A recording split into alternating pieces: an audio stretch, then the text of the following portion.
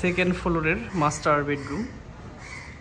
দেখুন oval shape করে দিয়ে আমরা সিলিং ডেকোরেশনগুলো করে দিয়েছি আলহামদুলিল্লাহ।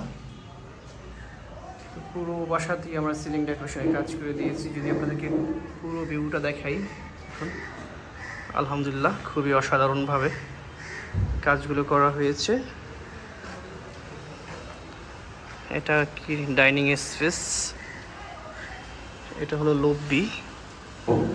পুরো বাসাতেই আলহামদুলিল্লাহ আমরা অনেক কাজ করেছি। প্রতিটা রুমে সিলিং ডেকোরেশন করেছি। এটাও সেম, প্রতিটা রুমেই আমরা ওভাল শেপ দিয়ে